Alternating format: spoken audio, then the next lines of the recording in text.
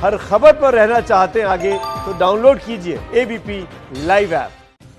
हैदराबाद नगर निगम चुनाव में बड़ा उलटफेर हो सकता है। शुरुआती रुझानों की माने तो बीजेपी को बहुमत मिल गया है। ओवैसी के किले में बीजेपी ने सेंध लगा दी है।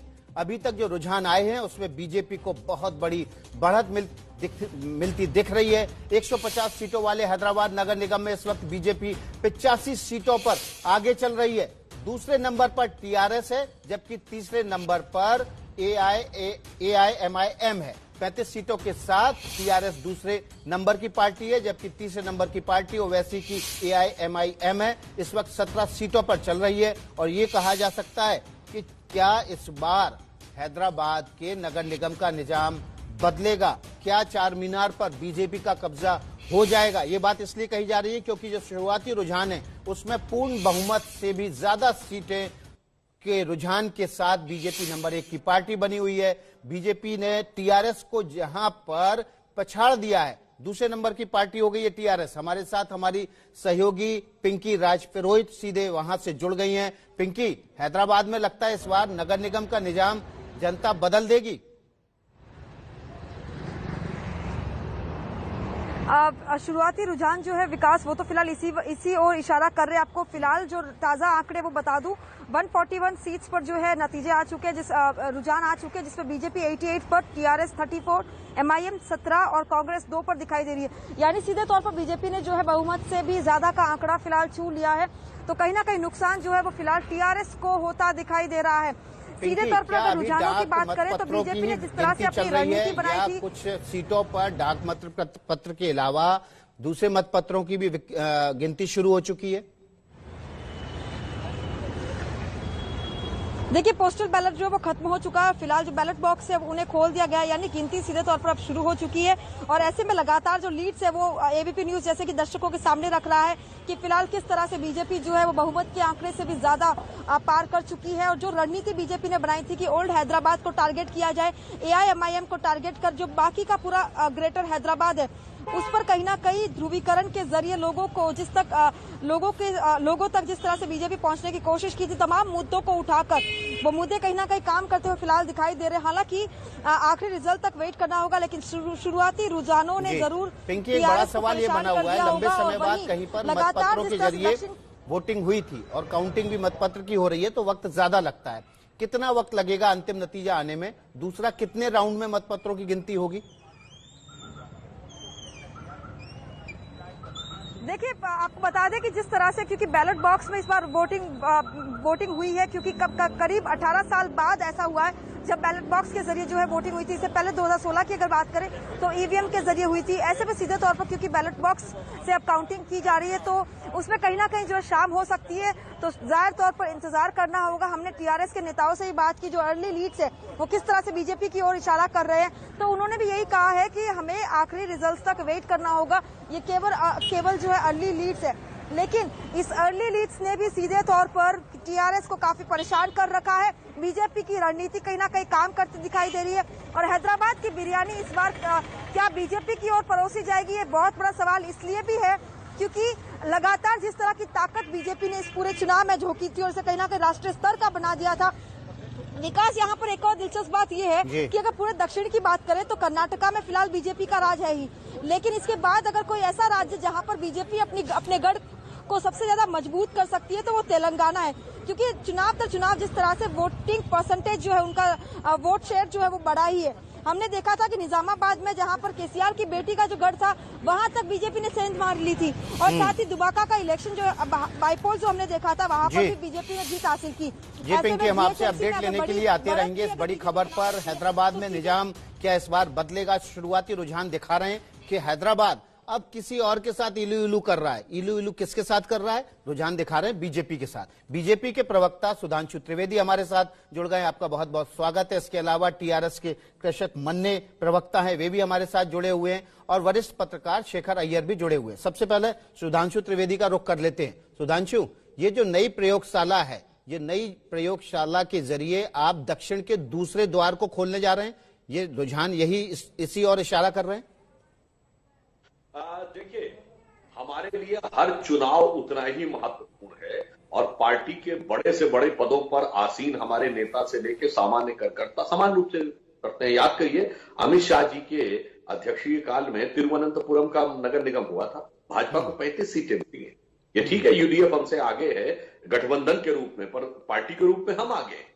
तो उसी प्रकार से आज नड्डा जी अध्यक्ष हैं, पार्टी उसी ढंग से चुनाव लड़ रही है, गंभीरता के साथ। और जहां तक दक्षिण के द्वार की बात है विकास जी, बहुत से लोगों को ध्यान नहीं होगा, दक्षिण भारत में पहला नगर निगम हमने 1968 में कर्नाटक में उडुपी नगर निगम जीता था।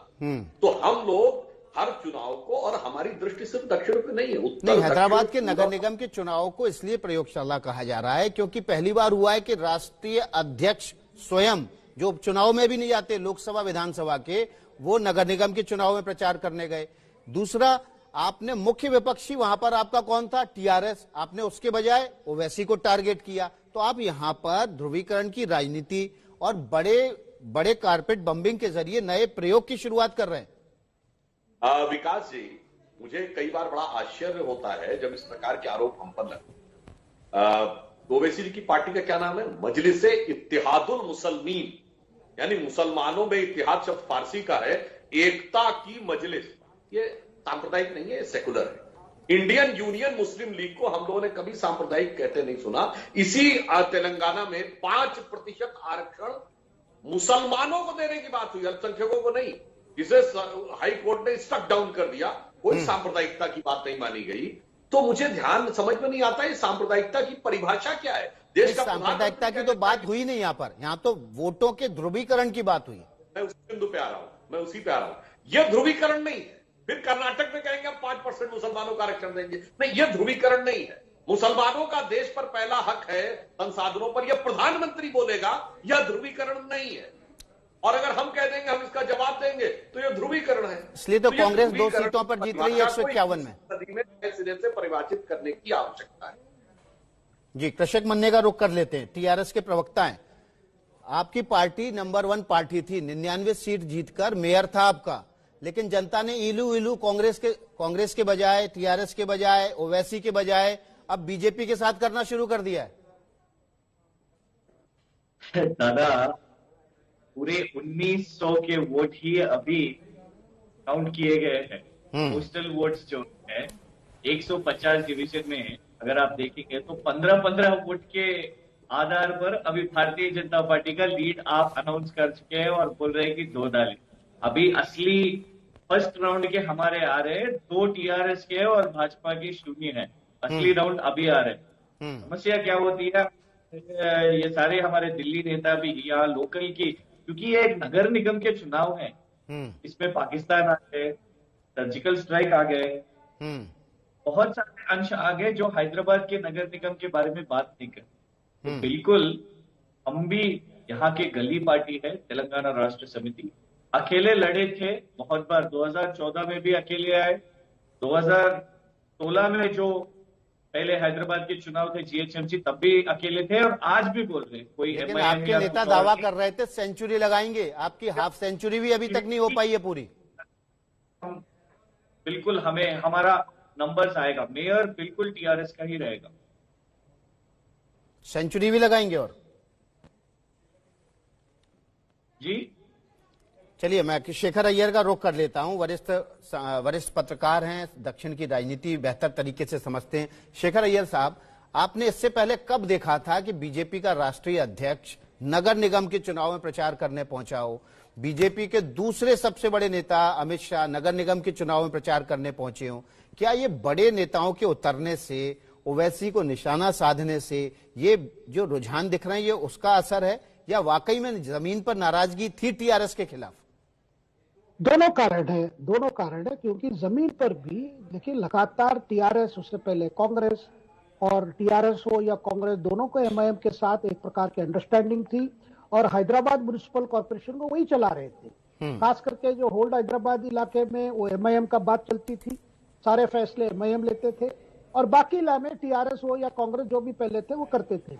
लेकिन मैंने पहले भी जैसे पहले कहा, पिछले अक्टूबर में जो बारिश हुई, जबरदस्त बारिश, उसके बाद शहर की जो जितनी समस्या है, जो सिविक इंफ्रास्ट्रक्चर को जो समस्या है, वो सामने आ गई उसके बाद लोगों को लगा कि लगातार एक पार्टी और एक कॉम्बिनेशन को हम लगातार जिता रहे हैं, लेकिन जो क्वालिटी ऑफ सर्विस मिलनी चाहिए, जो क्वालिटी ऑफ वो नहीं मिल रहा है। दूसरी तरफ एमआईएम अपने आप राष्ट्र लेवल पे जो फैलाने की बात हो रही थी कि भाई बिहार में 5 सीट जीत गए थे, तो बीजेपी को लगा कि इस समय भी एमआईएम को हैदराबाद में ही चैलेंज करना चाहिए, अपने इलाके में चैलेंज करना चाहिए। और दूसरी बात, हैदराबाद का जो कैरेक्टर रहा है या पॉपुलेशन का जो कैरेक्टर रहा है, हमेशा होल्ड हैदराबाद में एमआईएम जीतती थी, बाकी इलाके में पहले कांग्रेस, उसके बाद टीआरएस।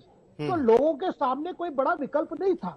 तो बीजेपी का सोच था कि विकल्प के रूप में जिसमें उस पॉपुलेशन कैरेक्टर को भी सामने रखे और जो लोकल सिविक इश्यूज हैं, क्योंकि हमारी सुर्खियां बनी वो जो जिन्ना हो या जो भी हो भाग्यनगर, वो तो सुर्खियां बनी, लेकिन वार्ड लेवल पे काफी जो कैंपेन हुई है वहां के जो हालत को लेकर, जो लोकल म्युनिसिपल वार्ड में जो बातें होती थी उस पे भी फोकस हुआ है। तो मुझे लगता है कि अगर इस बार बीजेपी अच्छा, दूसरी बात है, हैदराबाद माना जाता है तेलंगाना का बड़ा गेट है, क्योंकि वहां 4 लोकसभा सीट है, 24 विधानसभा सीट है, और पिछले लोकसभा चुनाव में 17 लोकसभा सीट में बीजेपी को 4 सीट मिली है। तो वाकई अगर आप देखेंगे तो ज्यादा पोटेंशियल तेलंगाना में है ही, क्योंकि पहले खतरे की घंटी बज चुकी है और बाद में तेलंगाना है। विकास,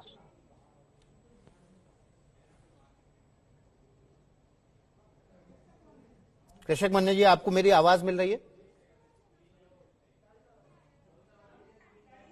कृषक मन्ने से हमारा संपर्क नहीं हो पा रहा है।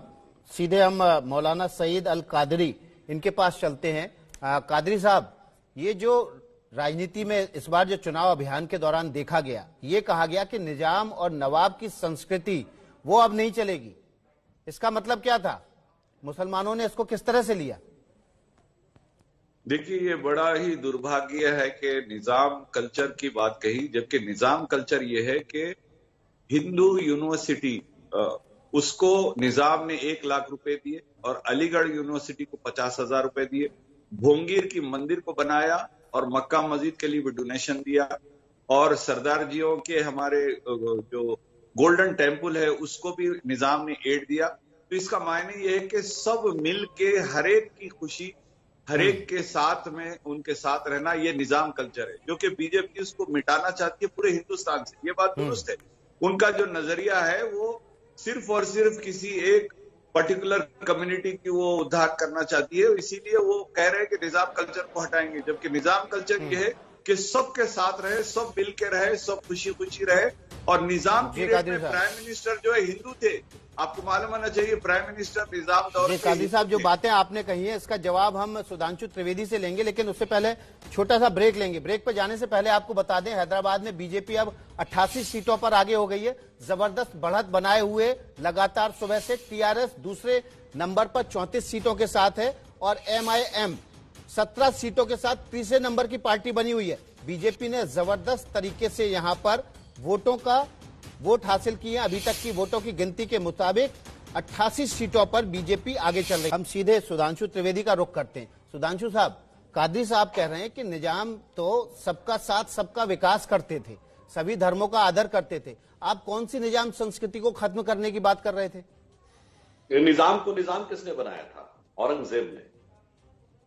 और निजाम ने बैटल ऑफ सामुगढ़ में उसके भाई दारा शिकोह को डिफीट करके मारने में भूमिका अदा की थी। खैर वो अलग बात है। जो बीएचयू का जिक्र किया कादरी साहब ने, उसके किस्से हम लोगों ने भी बहुत से सुने हैं कि वो किस ढंग से वो 1 लाख आए थे, वो सीधे आए थे या किसी चीज की नीलामी के थ्रू आए थे। दूसरा, आज का जो कॉन्टेक्स्ट है, ये तो वो हैदराबाद है जिसके निजाम ने कहा था कि हम पाकिस्तान में मिलना चाहते।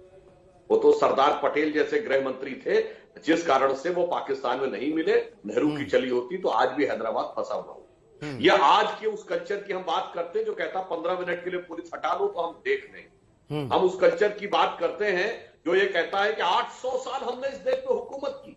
एमआईएम वालों ने बोला, अरे भाई विदेशी हुकूमत से अपने क्यों जोड़ते, और क्यों जोड़ते मैं उसका कारण बताता हूं। ये जो निजाम के संस्थापक थे मीर कमरुद्दीन खान, वो अपने को मानते थे कि वो बुखारा से आए, उज्बेकिस्तान से। मतलब वो कहते जैसे सब उज्बेक है। मैं चुनौती से कहता हूं, आज हैदराबाद के ओल्ड हैदराबाद के लोगों का डीएनए सीक्वेंस मैच करवा लीजिए, कोई कनेक्शन नहीं निकलेगा उज्बेक डीएनए से। तो इस प्रकार की चीजें विदेश से जोड़ने की बात, और यह वह कल्चर जिसमें तस्लीमा नसरीन को प्रेस कॉन्फ्रेंस नहीं करने दी जाती है, एक लेखिका के प्रेस कॉन्फ्रेंस में आकर तोड़फोड़ कर दी जाती है, वो लोग जो हैं आज इस कल्चर को हम समाप्त करने की बात कह रहे हैं। इसके संदर्भ में अमित शाह जी ने कहा था। तो जैसे इसका प्रशासनिक एकीकरण राष्ट्र के साथ सरदार पटेल जी ने किया था, मेरा मानना है सामाजिक और सांस्कृतिक एकीकरण अब अमित शाह जी के दौर में होगा। चलिए, ये तो वक्त बताएगा कि सामाजिक और सांस्कृतिक एकीकरण कैसे होगा, लेकिन मौलाना कादरी साहब का रुख कर लेते हैं। कादरी साहब, ये कहा जाता है कि जहां ईवीएम होती है वहां बीजेपी जीत जाती है, यहां तो ईवीएम है ही नहीं। देखिए, बैलेट पेपर पे अब के वोटिंग हो रही है और अभी जो रुझान है ये अभी इनिशियल रुझान है। मुझे पूरी तवक्को है कि जब आगे चलेंगे तो जरूर इसमें जो है बीजेपी को सदमा लगेगा। और ये बात 100% आप लिख लीजिए, मैं आपके नेशनल चैनल पे कह रहा हूं कि मेयर बीजेपी का नहीं बनेगा। 100% मैं आपसे कह रहा हूं। और दूसरी बात ये है अब मेरा मानना नहीं है, ये हिंदुस्तान में एक ऐसी लोगों में धारणा है कि बीजेपी जो है ईवीएम पार्टी है। रही बात, दूसरी बात, जहां पर हैदराबाद में प्राइम मिनिस्टर ने इनडायरेक्ट कैंपेनिंग की, अमित शाह जी ने यहां पर डायरेक्ट कैंपेनिंग की, नड्डा साहब आए और बीजेपी के तमाम दिग्गज नेता आए। और अगर बीजेपी इतनी ताकत के बावजूद भी अगर 50 से नीचे आती है तो बीजेपी के लिए इससे बड़ी शर्मनाक बात नहीं हो सकती। चलिए, देखिए, पॉलिटिकल पार्टी प्रचार करने तो जाएंगे, जो भी नेता होंगे सभी जाएंगे, लेकिन ये बात सही है कि बीजेपी ने पहली बार नगर निगम के चुनाव में इतनी ताकत लगाई। तो किसका होगा चार मीनार? जी हां, हैदराबाद नगर निगम चुनाव के नतीजे आने वाले हैं। आज वोटों की गिनती चल रही है। रुझानों में बीजेपी नंबर 1 की पार्टी बनकर अभी तक उभरी है। बीजेपी प्रवक्ता संबित पात्रा ने थोड़ी देर पहले ट्वीट करके लिखा है भाग्यनगर, और साथ में तस्वीर देवी भाग्य लक्ष्मी की भी लगाई है। तो देखिए, नतीजों से उत्साहित होकर संबित पात्रा ने ट्वीट किया है। ट्वीट में लिखा है भाग्यनगर। हैदराबाद का नाम बदलने की बात योगी आदित्यनाथ ने कही थी, और साथ में माता लक्ष्मी देवी भाग्य लक्ष्मी की तस्वीर भी लगाई है। जी हां, भाग्य लक्ष्मी की जो मंदिर है चार मीनार के पास, वहां पर बीजेपी के बड़े नेता और गृह मंत्री अमित शाह ने पूजा आराधना की थी और उसके बाद वहां पर रोड शो किया था। तो एक तरह से जो रुझान है, रुझानों के बाद उत्साहित संबित पात्रा ने इस ट्वीट के जरिए अपनी भावनाओं को व्यक्त किया है। हालांकि अभी ये सिर्फ रुझान है, आने वाले जो डाक वोट हैं उनकी गिनती भर हुई है। हमारी सहयोगी पिंकी राजपुरोहित सीधे जुड़ गई हैं हैदराबाद से। पिंकी, ये जो रुझान सामने आ रहे हैं, इसमें अभी तक कितने दौर की मतगणना हो चुकी है और कितना वक्त लगेगा पूरी तरह से पिक्चर साफ होने में?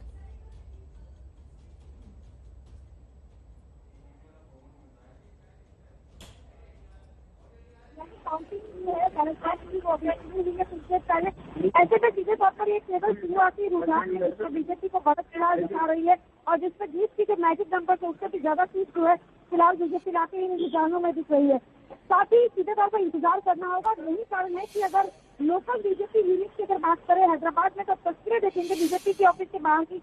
अभी फिलहाल कोई जश्न नहीं है क्योंकि हर कोई इंतजार करना चाह रहा है जब पूरी तरह से बैलेट बॉक्स की भी जो गिनती है वो राउंड 1, राउंड 2 और राउंड 3 के बाद क्लियर हो पाएगा। बढ़त जो है वो सोच जारी है। ये रुझान शुरुआती रुझान है जिसमें सीधे तौर पर बीजेपी के एक पर दिखाई दे रही है, लेकिन फिर भी इंतजार किया जा रहा है। कोई भी जश्न जो है वो फिलहाल यहाँ पर नहीं दिखाई दे रहा क्योंकि हर कोई इंतजार करना चाह रहा है जब तक करीब जो है 3 तारीख में जो काउंटिंग होगी वो खत्म हो जाएगी, इंतजार ज्यादा क्लियर हो पाएगी। यहाँ की बढ़त जो है वो किस ओर जा रही है और हैदराबाद का जो जिला उस पर आके जीत जो है वो किसकी होगी, तो फिलहाल इसी का इंतजार है। नतीजों को क्लैरिटी जो है वो सीधे तौर पर दिखाई देगी। जी पिंकी, आप बने रहिए, आपके पास हम अपडेट के लिए आते रहेंगे। हैदराबाद नगर निगम चुनाव के नतीजे आने जा रहे हैं, लगातार वोटों की गिनती जारी है। मतपत्रों की वजह से वोटिंग काउंटिंग जो है वो धीमे जरूर होगी। सीधे सुधांशु त्रिवेदी का रुख कर लेते हैं। सुधांशु, लग रहा है कि निजाम बदल जाएगा नगर निगम का? उम्मीद है आपको, या आपको लग रहा है कि ये सिर्फ डाक मतपत्रों की गिनती है इसलिए बीजेपी को बहुत बड़ा उछाल दिखाई दे रहा है? देखिए, ये सत्य है कि ये सिर्फ शुरुआती रुझान है और शाम तक परिणाम आ पाएंगे, परंतु मैं इसलिए कह सकता हूं कि coming events cast their shadows before तो एक प्रकार से ये लक्षण दिख रहे हैं और अक्सर आपने देखा है कि शुरुआती रुझानों में जो कुछ दिखता है उसमें कोई बहुत बड़ा उलटफेर बाद में नहीं होता। इसलिए मुझे इस बात की पूरा विश्वास है कि जब चुनाव परिणाम आएंगे तो हैदराबाद का भाग्योदय होने का मार्ग प्रशस्त हो जाएगा। तो नाम भी बदल देंगे, फिर भाग्यनगर रख दिया जाएगा? ये मैंने तो कहा कि हैदराबाद के भाग्योदय का मार्ग प्रशस्त हो जाएगा।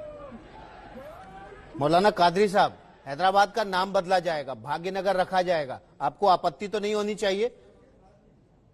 मुंगेरी लार के सुनहरी सपने हैं ये, इंशाल्लाह बिल्कुल नहीं बदलेगा। हैदराबाद हैदराबाद ही रहेगा। और मैं ये सवाल करता हूं कि क्यों बदलेंगे हैदराबाद, जबकि हैदराबाद शहर जब बना तो पहला नाम ही हैदराबाद था, इससे पहले कोई और शहर था नहीं, या तो पहाड़ी इलाका था, जंगल जैसा था, कुछ था ही नहीं। तो हैदराबाद को मोहम्मद कुली कुतुब शाह ने जब बनाया तो उसका पहले नाम ही रखा हैदराबाद। और ये हैदराबाद से हमारा एक दिली लगाव है।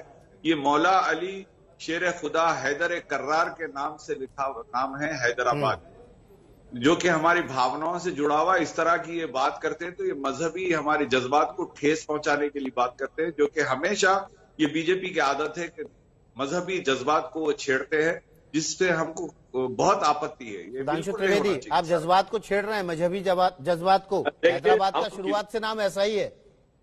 देखिए, हम किसी भी नाम को बदलने की बात नहीं करते, हम परिवर्तन नहीं परावर्तन कहते हैं। जैसे सेंट पीटर्सबर्ग का नाम लेनिनग्राड हुआ, फिर लेनिनग्राड से सेंट पीटर्सबर्ग हुआ, इसे बदलना नहीं कहते।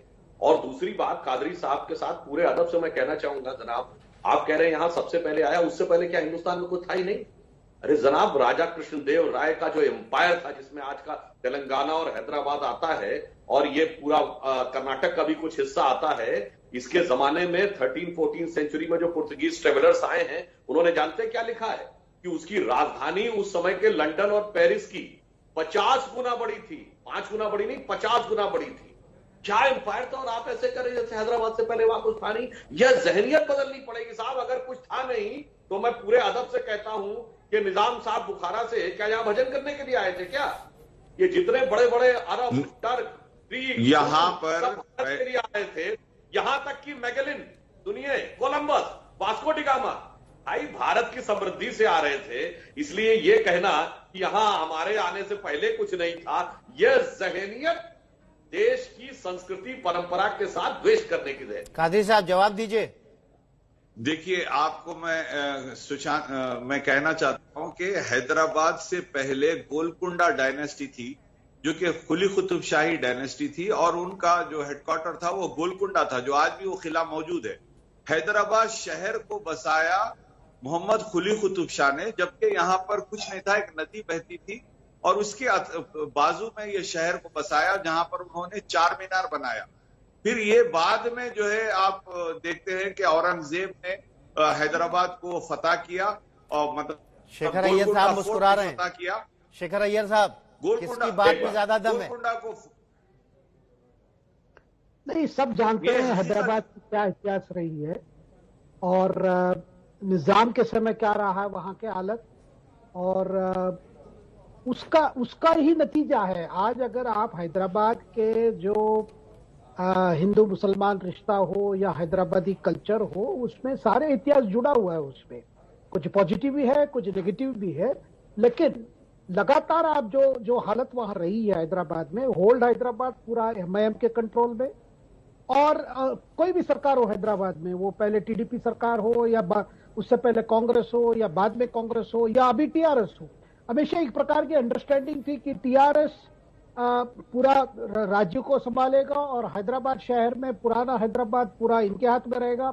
साइबराबाद और हैदराबाद जो सिकंदराबाद है वो टीआरएस के शासन में चलेगा। तो एक प्रकार से एक अंडरस्टैंडिंग पे चल रहा था, यानी जो कॉर्पोरेशन की जो भी है फाइनेंसेस है उसी हिसाब से बांटा जाता था।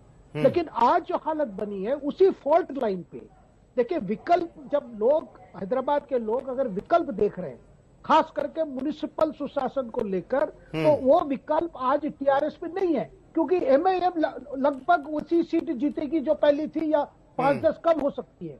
लेकिन जो टीआरएस वर्सेस बीजेपी का जो लड़ाई है उसमें आप देख रहे हैं कि बीजेपी आगे बढ़ रही है। क्योंकि दूसरी बात, कादरी साहब कह रहे थे कि मेयर बनेगा बीजेपी के नहीं बनेगा, इतनी कॉन्फिडेंस क्यों कह रहे थे? क्योंकि जो कॉर्पोरेशन की जो बाई लॉस है उसमें 31 जो मेंबर्स हैं वो एक्स ऑफिशियो मेंबर्स हैं, वो एमपी से, एमएलए से, एमएलसी से, उनका भी पावर होता है वोट करने में, मेयर और डिप्टी मेयर में। तो 150 प्लस 31 यानी कि 181 वोट हो जाएंगे कुल। हाँ, तो इसीलिए वो कादरी साहब की बात, इसीलिए वो उसमें दम है, क्योंकि नतीजा कुछ भी हो, उनकी वो 31 तो जो है, क्योंकि उनके एमपी है, एमएलए है, वो हैं तो है। लेकिन जो बड़ी मैसेज ये है कि हैदराबाद से मैसेज है कि बीजेपी एक षष्ठ विकल्प के रूप में, खास करके टीआरएस के लिए। और दूसरी बात, जहां एमआईएम है, वो एमआईएम और बीजेपी के बीच में एक अलग प्रकार का एक इक्वेशन है, क्योंकि एमआईएम की एग्जिस्टेंस के लिए बीजेपी जरूरत है और बीजेपी आगे बढ़ने के लिए टीआरएस का भी है। और बिल्कुल बड़ी बात कह रहे हैं, और इसके जरिए बीजेपी यहां दक्षिण में दूसरा द्वार खोलने के लिए जा रही है। माफ कीजिएगा सुधांशु जी, आपको मैं रोकूंगा बीच में। इस वक्त एक बड़ी खबर आ रही है मुंबई से किरीट सोमैया ने एक ट्वीट करके बात कही है। किरीट सोमैया ने कहा है कि इस बार जीत हमारी है हैदराबाद में और अगली बारी बीएमसी की है, हैदराबाद के बाद बीएमसी की बारी है। ट्वीट करके किरीट सोमैया ने कहा है इस बार हैदराबाद में जीत हमारी है और बीएमसी की अगली बारी है। देखिए कैसे हैदराबाद के बाद अब बीएमसी के चुनाव बीजेपी के लिए बड़ी इज्जत का सवाल बनने वाले हैं, उसकी नजीर अब मिलने लगी है, क्योंकि हैदराबाद के रुझानों से खुश होकर बीएमसी में बड़े बदलाव की तैयारी के तौर पर इस ट्वीट को देखा जा रहा है। सुधांशु त्रिवेदी, काबिज शिवसेना आपकी नंबर 1 की दुश्मन है इस वक्त, राजनीतिक दुश्मन। तो एक उसी तरह से जिस अंदाज में आपने हैदराबाद का चुनाव लड़ा, बीएमसी का चुनाव भी उसी तरह लड़ा जाएगा, उसी तरह राष्ट्रीय अध्यक्ष भी वहां लड़ाई लड़ने पहुंचेंगे। देखिए, वैसे तो जो आपने एक बात कही कि शिवसेना हमारी नंबर 1 की दुश्मन है, उससे ज्यादा मजेदार बात यह है कि जो हमारी नंबर 1 की दुश्मन है, यानी राजनीतिक संदर्भ में कह रहा हूं, उसकी इस समय नंबर 1 की दोस्त है। और वो ऐसी दोस्ती है कांग्रेस की गजब की कि शिवसेना से भी अलायंस है और मुस्लिम लीग से भी अलायंस। मगर जहां तक बीएमसी की मैं बात कर रहा हूं तो वो ये है, आप याद करिए पिछले बीएमसी चुनाव में हमारी सिर्फ 2 सीटें कम थी शिवसेना से, हमारी शायद 91 थी, उनकी 93 थी। मगर हमने गठबंधन नियम धर्म का पालन किया कि आपकी सीट ज्यादा है तो मेयर आपका होगा। ये ठीक है कि विधानसभा में हमसे आधी सीटें होने के बावजूद उन्होंने मुख्यमंत्री का पद का दावा किया। तो आप समझ लीजिए यदि हमारी केवल 2 सीटों का दौर कम थी तो 2 कदम की दूरी नापने में कोई ज्यादा वक्त नहीं लगेगा जब मोदी जी प्रधानमंत्री है, अमित शाह जी गृह मंत्री है और नड्डा जी राष्ट्रीय अध्यक्ष। जी बहुत बहुत शुक्रिया सुधांशु त्रिवेदी आपका, शेखर अय्यर साहब और मौलाना सईद अल कादरी साहब। सीधे चलते सुधांशु त्रिवेदी के पास। सुधांशु, आपने एआईएमआईएम का डर दिखाया, एआईएमआईएम ने आपका डर दिखाया और दोनों का काम बन गया, दोनों ही बड़ी पार्टियां बनकर उभरती दिख रही हैं। देखिए विकास जी, अभी शेखर अय्यर जी ने जो बात कही यथार्थ तो वो है। उन्होंने क्या कहा कि हैदराबाद में अब एक बड़ा मिडिल क्लास हो गया है, इसमें कॉस्मोपॉलिटन व्यू आ गया है, पढ़ा लिखा कार्यकारी वर्ग है, इसलिए बीजेपी का प्रभाव हुआ। इसका अर्थ क्या हुआ कि जब शिक्षा का विकास होगा, कॉस्मोपॉलिटन यानी एक व्यापक सोच आएगी तो भाजपा का प्रभाव बढ़ेगा। इसका मतलब ये हो गया कि भविष्य की 21वीं सदी के विकास की पार्टी भाजपा है। जहां तक एमआईएम की बात है तो बिल्कुल सही बात है, हमने डर नहीं दिखाया, हमने यथार्थ दिखाया कि जो लोग भारत को 70 साल पुराने दौर में हैदराबाद के हिस्से को फंसा के रखना चाहते हैं और 800 साल पहले की हुकूमत की बात करते हैं, उस दौर के मुकाबले मोदी जी के नेतृत्व में 21वीं सदी के भारत की एक राह है। दोनों में घनघोर विरोध है और मुझे ये विश्वास है कि देश के भिन्न भिन्न तो इसी घनघोर विरोध का आपने सुधांशु त्रिवेदी हैदराबाद में लगता है कि फायदा उठाया और वो फायदा अब दिख भी रहा है रुझानों में। अभी छोटा सा ब्रेक लेंगे। सुधांशु त्रिवेदी जी आपका बहुत बहुत शुक्रिया, शेखर अय्यर साहब आपका भी बहुत बहुत शुक्रिया, इस बड़ी कवरेज पर लगातार बने हुए।